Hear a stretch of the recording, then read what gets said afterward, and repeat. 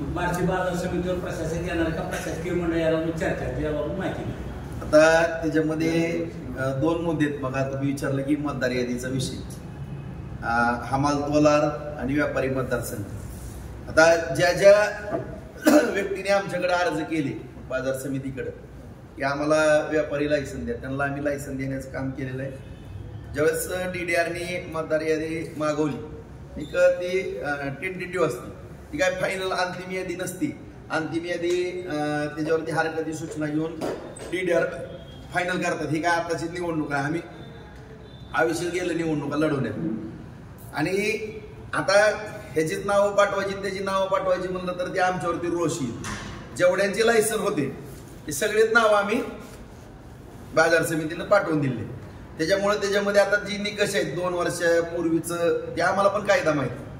2 वर्षाच्या पूर्वीची जी काही नाव आहेत ती त्याच्यामध्ये टिकतील. त्याच्यामधला कालावधी कुठला 2-4 महिन्यापूर्वी दिलं लायसन 6 महिन्यात त्यातले काय 200-400 500 600 त्यात DDR रद्द पण करते असं मला माझ्या नॉलेज प्रमाणे मला वाटतं. आणि ती रद्द केल्यानंतर त्याच्यावरती हायकोर्टामध्ये पण हा जो विषय आहे की 2 वर्षापूर्वी, आता उदाहरणार्थ आपल्या विधानसभेच्या लोकसभेच्या ज्यावेळेस निवडणूक असतात नगरपालिकेच्या जिल्हा परिषदच्या, ज्यावेळेस आपण 8 दिवस सुद्धा अगोदर नाव देऊ शकतो. त्याच्यामुळे आता मला जर मी लायसन काढलं आणि मला व्यापार करायचा, मी जर 15 दिवसाच्या आत लायसन काढलं, मला काय अधिकार नसावा हा पण आमच्या पुढे प्रश्न आहे. तो पण आम्ही विचार केलेला आहे. त्यामुळं जे आताचा जो कायदा आहे किंवा जी काही थोडी नियमावली दर्शवती सहकार म्हणून, त्याच्या अनुषंगाने जर ती काही बाद झाली तर त्याला आम्ही हायकोर्टामध्ये चॅलेंज आम्हीच करणार आहोत. आणि त्या व्यापाऱ्यांना त्या ठिकाणी मतदानाचा अधिकार मिळावा आमचा हा प्रयत्न राहणार. आता विरोधकांनी ती आम्हाला माहितीच नाही उगं बडवून घेऊन असं झालं तसं झालं ना आम्ही हरकत घेतली. आणि हरकत घेताना सुद्धा कायदा असा म्हणतो की प्रत्येकाच्या व्यक्तीच्या तुम्ही हरकत घ्यायची. राजेंद्र राऊताचं नाव आहे, राजेंद्र विठ्ठल राऊताचं नाव देऊन त्याच्यात काय दोष आहेत, ही दोष काय आहे त्याचे कागदपत्र जमा करून हरकत घ्यायची. अशी मोगम मतदार यादीच घ्यायची नसती. 700 लोकांची नावं बोगस आहेत ही काढा, ती सुद्धा आम्ही चॅलेंज करणार. ती सुद्धा आम्ही कोर्टात टिकत नसते. आम्हाला पण माहिती नाही कोर्टात काय कायदा काय आहे नियम आहेत आम्हाला पण, आम्ही एक्सपर्ट आहेत त्यात. आमचा आयुष्य कोर्ट कचेरी करण्यातच गेले. नंबर 2 तो मुद्दा. आता तिसरा मुद्दा हमालांच्या बाबतीमध्ये सुद्धा घेतला की एखाद्या कोणी तर हमालीत नाव दिलं, अरे उद्या कोणाला जर हमाली करायची म्हणलं ना आम्ही नाही म्हणलं तसं कसं म्हणता येईल आम्हाला. कुणी येऊन त्यांना सुद्धा कोणाला हमाली करायची असली तरी यावं आम्ही लायसन 2 मिनिटात येतो. पुन्हा कोणाला यायचंय हा आता यांना काम धंदाच काय नाही तर कोणाला जर, आणि आनंदाची गोष्ट आहे ना जर तुम्ही हमालीच केली तर त्या ठिकाणी जरूर देशाचं उत्पन्न वाढणार आहे, तुमचं सुद्धा उत्पन्न वाढणार आहे. संध्याकाळी कुणाला मागायची गरज असणार नाही. तुमच्या स्वतःच्या हमालीच्या कष्टाच्या पैशातनं तुम्ही तुमचे संध्याकाळचे कार्यक्रम करू शकणार आहेत. त्यामुळे कुणी जर लायसन मागितलं तर आम्ही 100% देऊ शकतो. आणि राहिला मुद्दा आमचे मित्र उपस्थित प्रश्न केला की कोणाला ठराविक लोकांना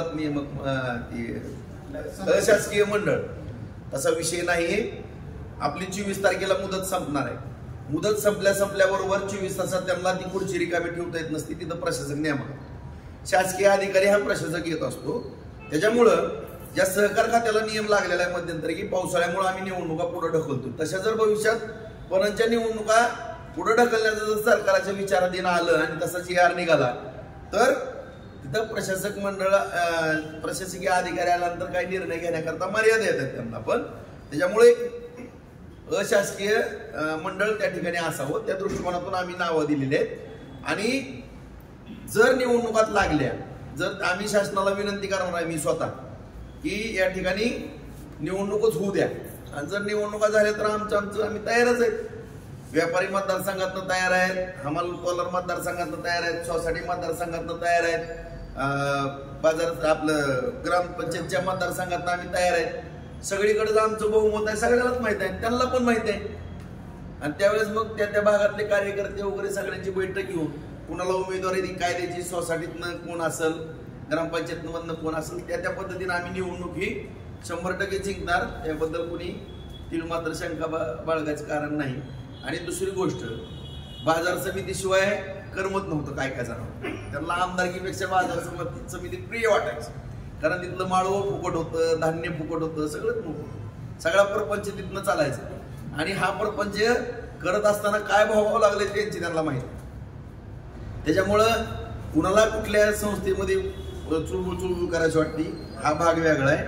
मी स्वतः माझ्या आजोबा सोपान भैरूराव, वडील विठ्ठल सोपान राऊत यांच्या जागेमध्ये स्वतःच्या हिमतीवरती स्वतःच्या कर्तृत्वाने माझी खाजगी बाजार समिती निर्माण केली आहे.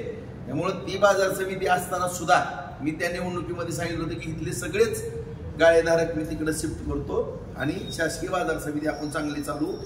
सुंदर असा कारभार 6 वर्ष रणवीरच्या मार्गदर्शनाखाली झाला. रेकॉर्ड ब्रेक आवक झाली, रेकॉर्ड ब्रेक शेत जमा झाला, रेकॉर्ड ब्रेक सुविधा झालेल्या आहेत, शेतकऱ्याला न्याय मिळाला. आणि अभिमानानं सांगतो मी, 6 वर्षामध्ये एकाही शेतकऱ्याची पैसे बुडवण्याची कोणाची हिंमत झाली नाही.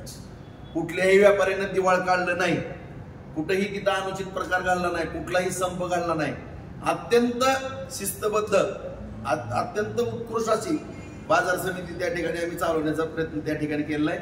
त्यामुळे निवडणूक लागली तरी आम्ही आहेत, आणि निवडणुका पुढे गेले तरी आमचं शासकीय मंडळ तिथे येणार आहेत. त्यामुळे विरोधकांनी उगाच काय झालंय त्यांची अडचण मी सांगतो. या लोकसभेला वांग्याचं तेल वड्यावर निघलेलं सगळं आपल्याला सगळ्यालाच माहित आहे की एवढी विकास कामं करून सुद्धा काही समाज बांधवांच्या तीव्र भावना, त्या तीव्र भावना, शेतकरी बांधवांचं काय कांद्याचा विषय होता, सोयाबीनचा विषय होता, दुधाचा, ह्या सगळ्या राग इथे निघाले. त्याच्यामुळे ही मुलं ह्या विळकात एक जाऊन बसली, त्या विळकात सगळी आली बाबा 40 चोरांची टोळी परत एकत्र यायला लागली, परत नवटंकी करायचे. कुणाला कुठं कुठं तोंड शाकलेत सगळ्याला माहिती आहे. त्यामुळे उगं नाटकं करू नका आणि मला खवळायचा प्रयत्न कधी करू नका. राजकारणात मी कधीच ऐकणार नाही. मी खरं सांगतो, मी माझ्या टकोऱ्यात घेतलं, विषय संपला. त्यामुळं कुठलीही निवडणूक येऊ द्या, काय येऊ द्या. आता या लोकसभेचा मुद्दा थोडा वेगळा झालेला आहे. तिथनं पुढे येणाऱ्या निवडणुकात तुम्ही आहे तर मी आहे, बघू.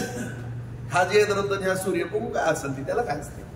प्रशासकीय मंडळ कोण असणार येणार आता प्रशासकीय मंडळ? आता नावं दिलेली आहेत, त्याच्यामध्ये नावं दिलेली आहेत. आता ती त्यांची जी हे आहे सगळं निकष आहे, ते निकषात कोण कोण बसते त्याच्यावर 7 सदस्य का 5 सदस्य 7ची नावं दिलेली आहेत. त्याच्यात आता आम्ही सगळीच पार्टीची सगळी मंडळी बसून मग कुणाचं द्यायचं काय सगळ्याच्या विचारानं ठरवू. पण सोलापूरला जे शिफारस केली होती आमदारांनी जी शिफारस केली ती सगळी नावं बाजूला गेली. नाही, त्याचं कसं आहे की आपण पणन मंत्र्यांना एक पत्र द्यायचं असतं, त्या पत्रावरती त्याच्यामध्ये नावं द्यायची असतात. त्या नावामध्ये काय त्याचे निकष आहेत, कुठल्या निकषातली छाननी करून नावं पाठवायची. आता मी आता सांगितलं ना, मौली नाळेच्या नावानं शेत जमीन नाही, अमोल चव्हाणच्या नावानं शेत जमीन निघाली नाही, रोहित पाटीलच्या नावानं जमीन नव्हती, आपलं युवराजच्या नावानं जमीनच नव्हती. आता ती कळली गेली नावं. बरं, मला पण वाटलं आता बारगुलेला एवढी सुधीर वापरलं एवढी